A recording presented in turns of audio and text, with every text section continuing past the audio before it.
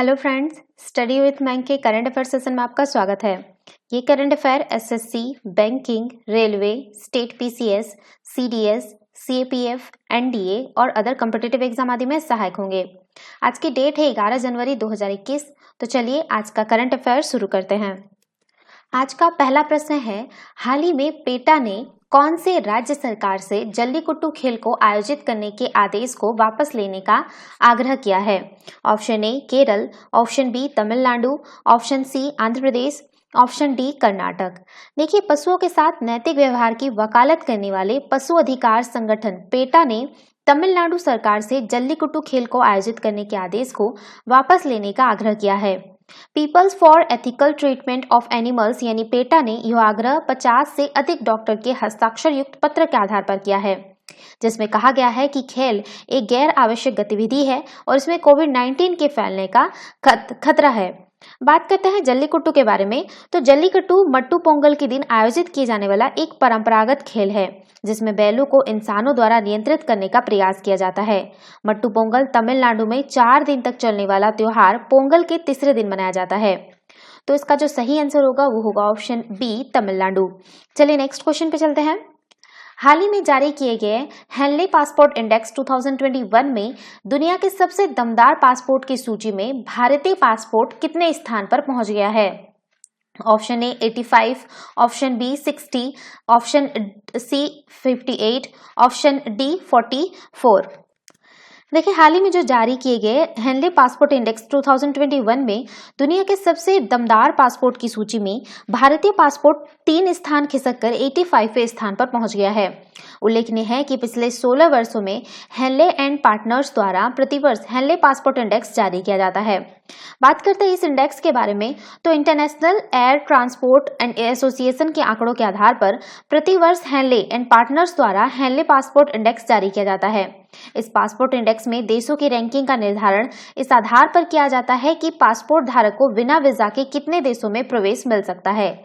Henley passport index वैश्विक नागरिकों के लिए एक अमूल्य संसाधन है और इस क्षेत्र में सरकार की नीतियों के लिए मानक संदर्भ प्रदान करना होता है।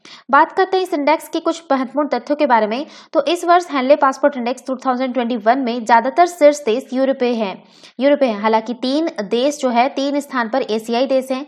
ये 3 है आपका जापान का जो है 191 में है, लिख लीजिएगा। जापान में जो है, अगर एशियाई देश के बारे में बात करें, ठीक है, और इसको जो है बिना वीजा के यात्रा 191 देशों में जो है बिना वीजा का यात्रा की जा सकती है। और सिंगापुर में जो है आपका, सिंगापुर का बात करते हैं तो सिंगापुर जो है आपका 190 देशों में बिना वीजा का यात्रा कर सकता है। कोरिया और जर्मनी जो है इस पासपोर्ट सूची में जो है 189 देशों में यात्रा कर सकते हैं बिना पासपोर्ट के साथ, ठीक है। इस रैंकिंग में अफगानिस्तान जो है अंतिम स्थान पर यानी 110वें स्थान पर है, 110वें स्थान पर है। कोरिया और जर्मनी यहाँ के पासपोर्ट के साथ, जर्मनी के बारे में तो बता दिए हैं, ये ध्यान रखिएगा। जो सबसे लास्ट है अफगानिस्तान, ठीक है, अफगानिस्तान क्यों इसको जो है सबसे लास्ट में रखा गया है, ठीक है, 110वें स्थान पर है ये। बात करते हैं भारत के रैंकिंग के बारे में। तो भारत का जो 2019 में रैंकिंग था तो वो 82 था, ठीक है।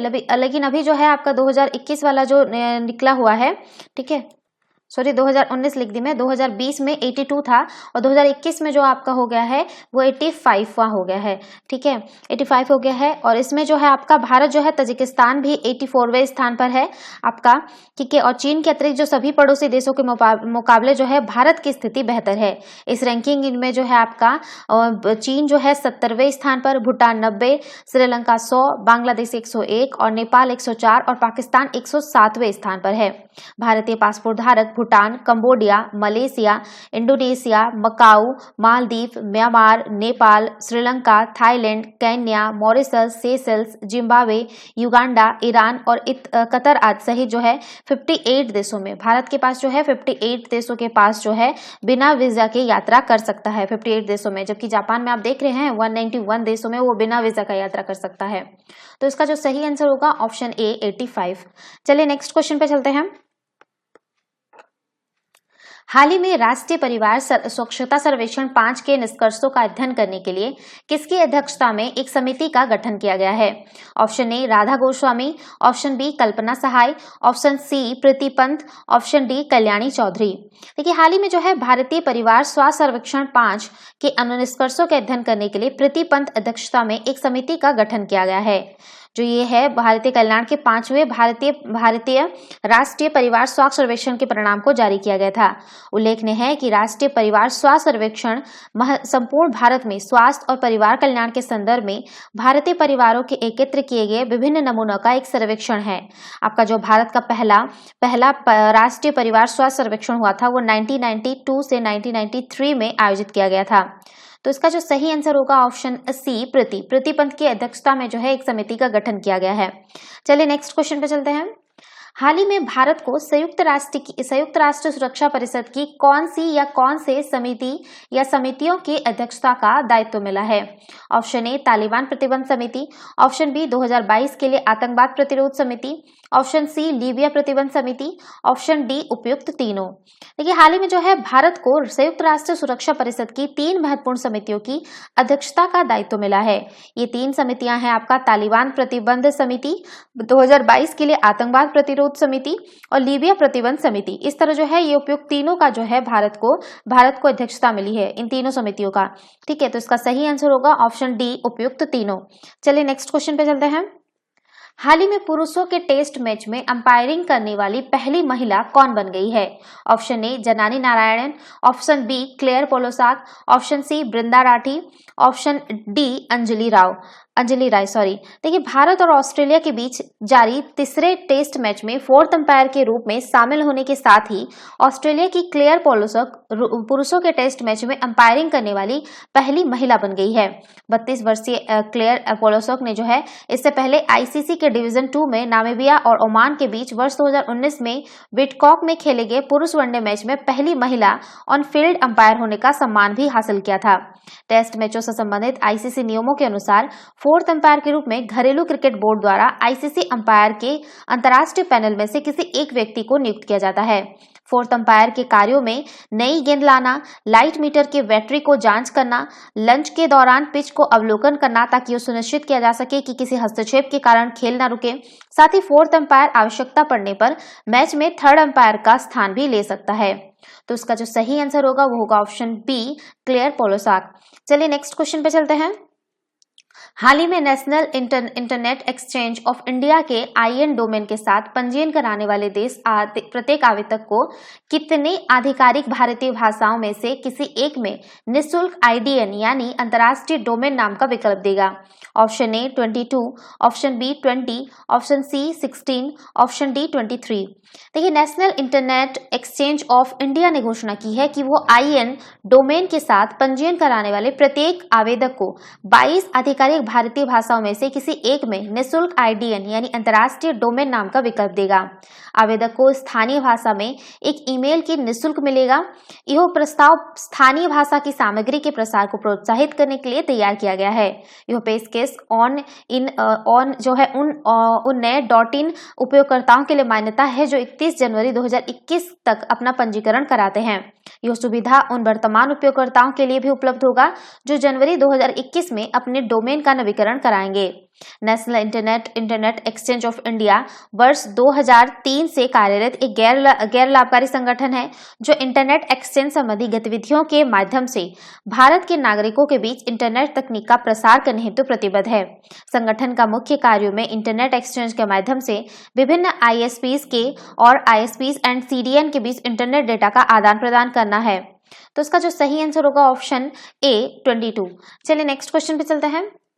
हाल ही में चर्चा में रहा माउंट मेरापी ज्वालामुखी कौन से देश में है?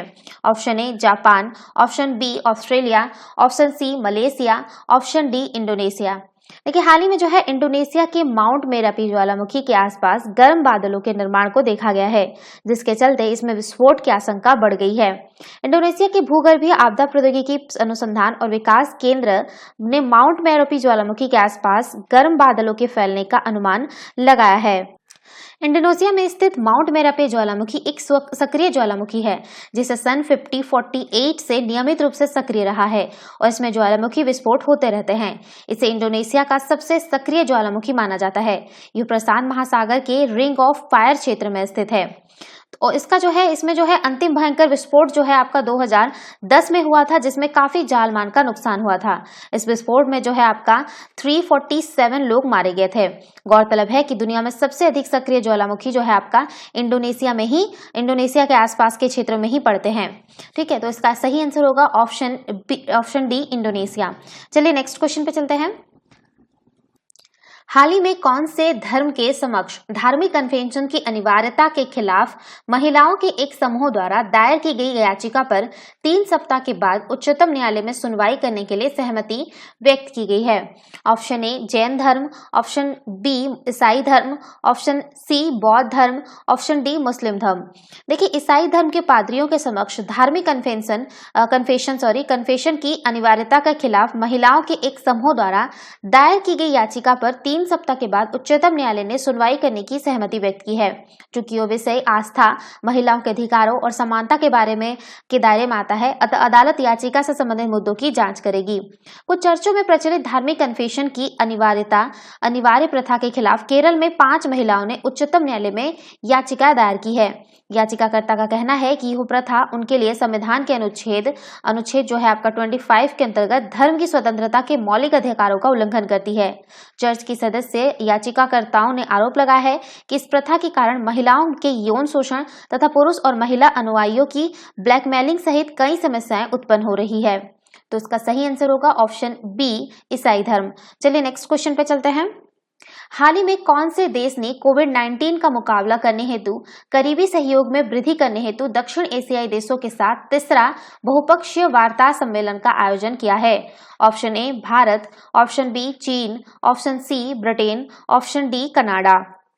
देखिए, हाल ही में जो है चीन ने कोविड-19 का मुकाबला करने हेतु करीबी सहयोग में वृद्धि करने हेतु दक्षिण एशियाई देशों के साथ तीसरा बहुपक्षीय वार्ता सम्मेलन का आयोजन किया है। चीन के इस कदम को आर्थिक कार्यक्रमों का समन्वय करने संबंधी प्रयासों में बीजिंग की रणनीतियों में दृष्टिकोण परिवर्तन के रूप में देखा जा रहा है। 6 जनवरी को आयोजित तीसरी वार्ता में भारत, भूटान और मालदीव के अलावा दक्षिण एशिया के सभी देशों ने भाग लिया।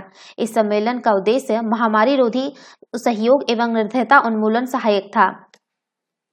तो इसका सही आंसर होगा ऑप्शन बी चीन। चलिए नेक्स्ट क्वेश्चन पे चलते हैं। हाल ही में प्राकृतिक पूंजी लेखा एवं पारिस्थितिकी तंत्र सेवाओं का मूल्यांकन इंडिया फोरम 2021 का आयोजन कौन से मंत्रालय द्वारा किया जा रहा है? ऑप्शन ए सामाजिक न्याय एवं अधिकारिता मंत्रालय, ऑप्शन बी वित्त मंत्रालय, ऑप्शन सी सांख्यिकी एवं कार्यक्रम कार्यान्वयन मंत्रालय, ऑप्शन डी कौशल विकास एवं उद्यमिता मंत्रालय। देखिए, प्राकृतिक पूंजी लेखा एवं पारिस्थितिकी तंत्र सेवाओं का मूल्यांकन इंडिया फोरम 2021 का जो आयोजन है वह सांख्यिकी एवं कार्यक्रम कार्यान्वयन मंत्रालय द्वारा किया जा रहा है। प्राकृतिक पूंजी लेखा एवं पारिस्थितिकी तंत्र सेवाओं को मूल्यांकन परियोजना अर्थात NCAVEC परियोजना का उद्देश्य ब्राजील, चीन, भारत, मेक्सिको और दक्षिण अफ्रीका के पर्यावरण और पारिस्थितिकी तंत्र लेखांकन के सिद्धांतों एवं प्रणाली में को उन्नत करता है। भारत इस परियोजना में भाग लेने वाले 5 देशों में से एक है। इसमें जो है आपका ब्राजील, चीन, दक्षिण अफ्रीका और मेक्सिको भी शामिल है। तो इसका जो सही आंसर होगा ऑप्शन सी सांख्यिकी एवं कार्यक्रम क्रियान्वयन मंत्रालय। तो ये थे आज के करंट अफेयर। वीडियो पसंद आए तो लाइक, शेयर और कमेंट करना ना भूले। साथ ही साथ चैनल को सब्सक्राइब करना ना भूले। Thanks for watching. Have a nice day. Take care.